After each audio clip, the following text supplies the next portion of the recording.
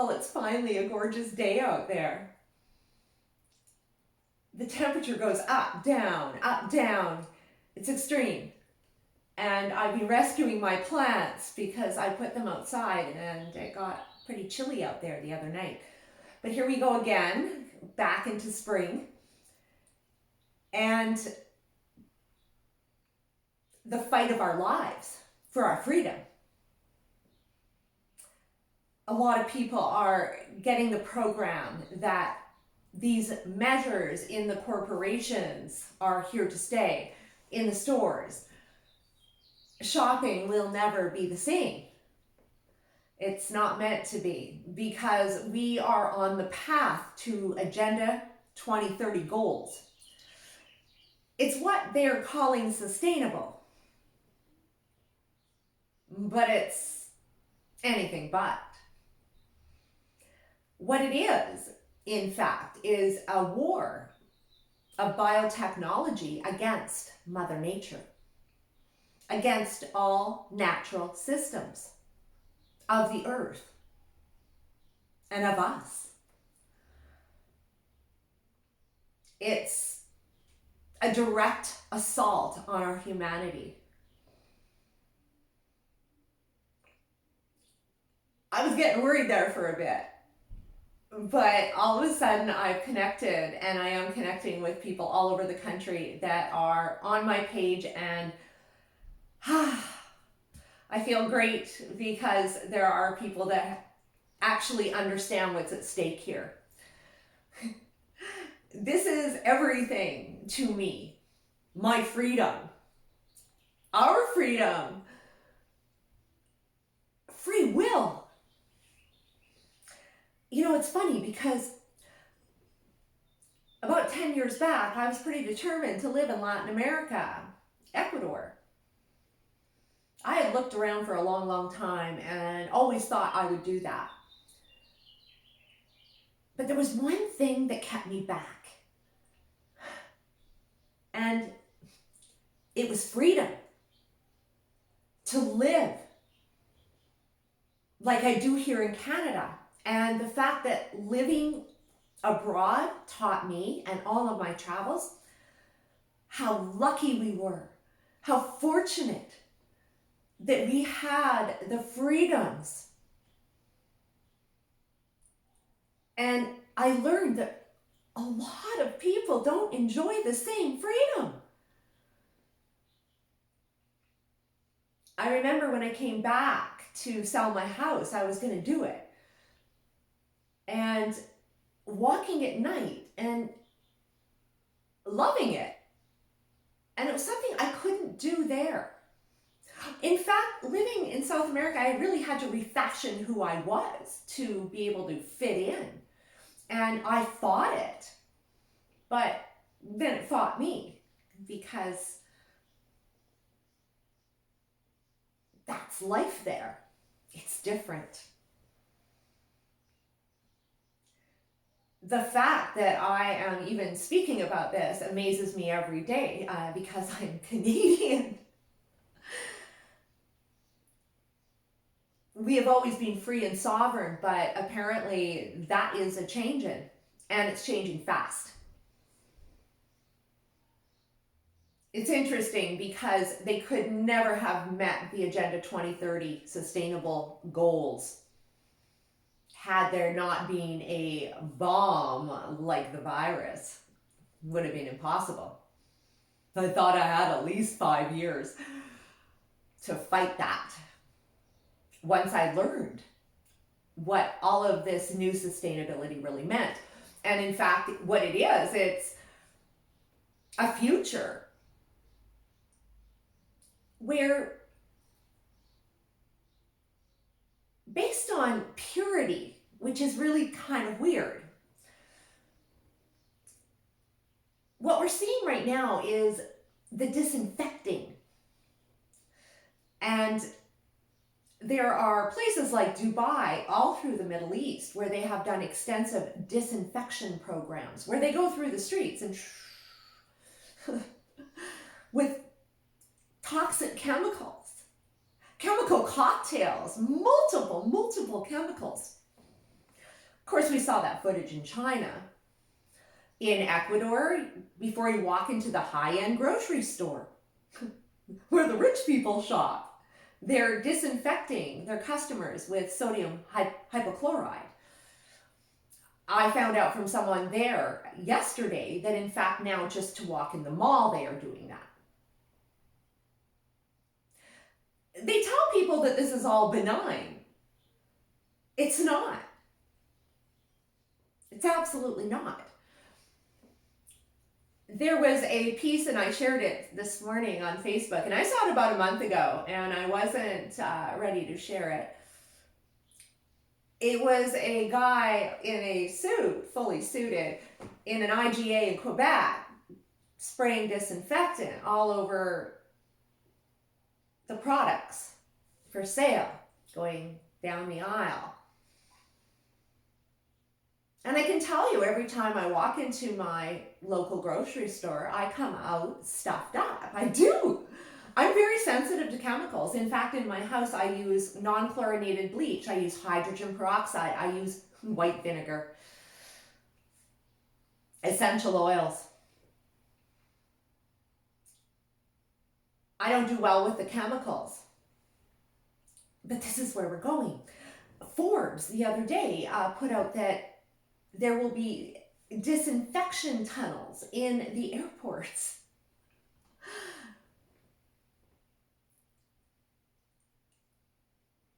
I cannot believe that we are being as advanced as humans as we are willing ourselves into a world where people can actually spray liberally these toxic chemicals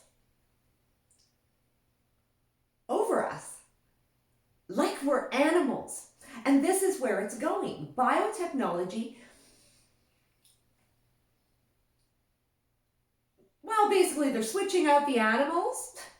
They're going to move everybody to plant protein, and then they're going to treat us like the animals, to be vaccinated, medicated, amended at will, at their will, where we will have nothing to say about it. And a lot of people are saying, hell no. Of course not.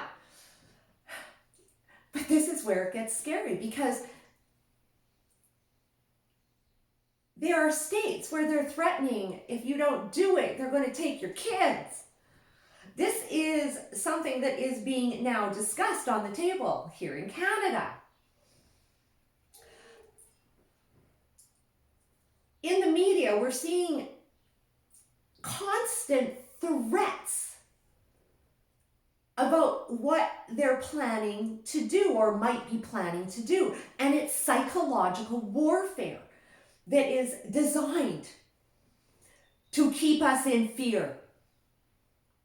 And more than anything now, we need to connect up and gather. Change.org, I've mentioned this before, but yesterday got confirmation from a new friend in Ontario who is on top of it, Vlasilav. He got it. Bill Gates is an investor in Change.org. Okay, so you can't sign any more of those petitions. Don't do it. Facebook is locking down more and more. They're talking about getting rid of the lockdown groups. I'm finding that a lot of people are seeing the light, and where I'm able to reach a lot of people in those lockdown groups. A lot of them are infiltrated, and I'm seeing that too. Luckily, I'm connecting up with some of the local people in mine, and we are working on some things collectively.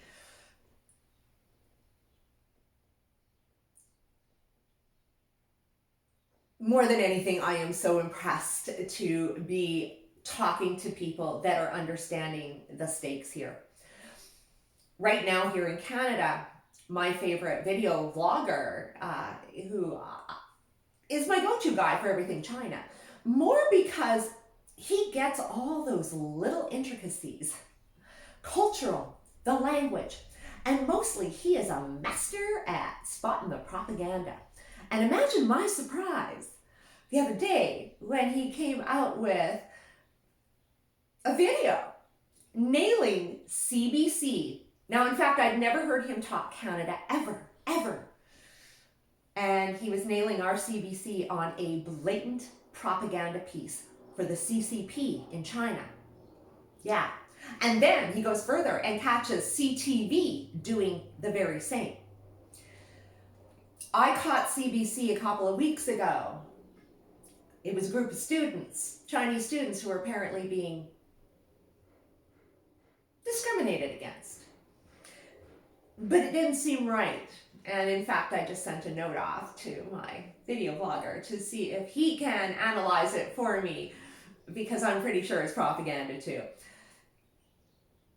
How is it that China is influencing our media in blatant propaganda pieces? It starts to make sense when you understand that Trudeau is now calling a task force to shut up people like me who are catching this again. Going after rebel media, whatever you think of them, at the end of the day, they have the right to report. And interestingly enough, I talked to a contact in Toronto yesterday, Vlasilov, and he told me rebel media is the only media source who has shown up at the protests in Toronto. See, around the country, we don't know what all these protests are going on. They are. We need to connect those protests together, and we need to gather the people together collectively. We're regionalizing so much right now, and we need to gather on a national frontier. And it's happening. So again, super, super exciting. We need to get the hell off Facebook. Here's the other thing. Now, right now, we need the marketing, but at the end of the day, they've already threatened, Zuckerberg has threatened that lockdown groups are coming off. Anyone speaking truth. Of course, they came out with the little rooms the other day. That was interesting because they want you all in check in your social groups, making sure your friends are watching you. In any case, I'm finally excited. I was starting to feel that apathy coming on, but I kept digging in, and now things are rolling. Okay. Now, a couple of things I did want to discuss, and the first one today was I got in a little piece from Australia, my friend Angela Keane, and she went out for sushi. And she got her bill, and there's a COVID-19 surcharge of 5%. So then I jet off to, and I went looking for some other articles. So what I found was FedEx. And interestingly enough, they have added a surcharge on their customers from China. So they used to pay 45 cents a pound, or that was a surcharge, and now they've doubled it to 90 cents. So what's happening now, and we're going to start seeing, is businesses building in a surcharge to cover the shutdown. That's what's happening. And the additional measures that these companies are having to contend with. But I'm thinking mostly the losses.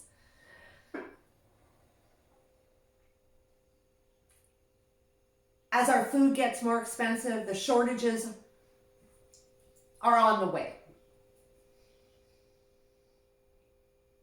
We're being rationed in the stores on certain purchases. We need to get ourselves back to work, and mostly we need to get back to a semblance of life. The problem is the powers that be don't want us to do that. They want us in their new model.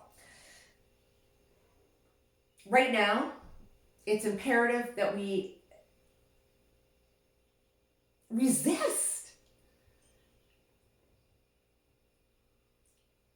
this opportunistic move to have biotechnology and our government dictate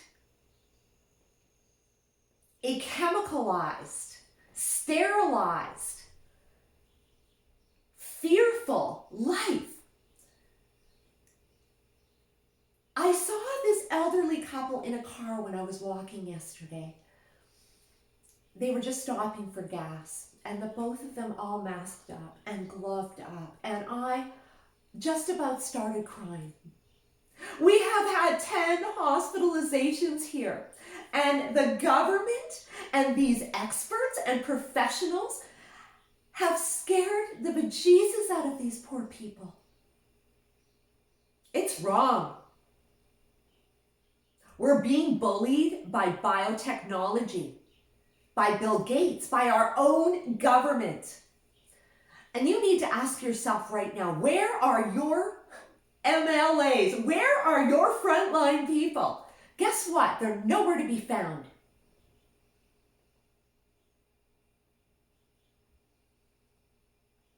It's time to understand who the people are that you've been believing in, because they've been wearing masks all along. And now we are entering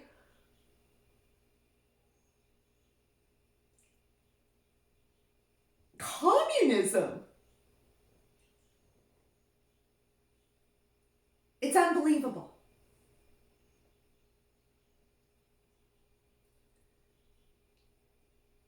In our lifetimes, we'll never pay for it. Your children will never pay for it. But I can tell you that they are going to be paying a lot in income tax by the time they have children, if they ever do. Because that's not really on the agenda of sustainability and Agenda 2030. They're not looking for procreation. This is why we've been separated. They want us to look at each other and be fearful. They want to get rid of anything natural, including how we mate. It's time to stand up, and this is going to require adjustments in your lifestyle. And this is what a lot of people still aren't understanding. Nothing's going back to normal. If in fact you do not want your child vaccinated, don't want them to be in a sterilized, chemicalized environment in school, because that's what it's going to be, you need to start making arrangements in your own life so that you can accommodate that. And that, for a lot of parents, is going to be homeschooling. It is. It's the only option.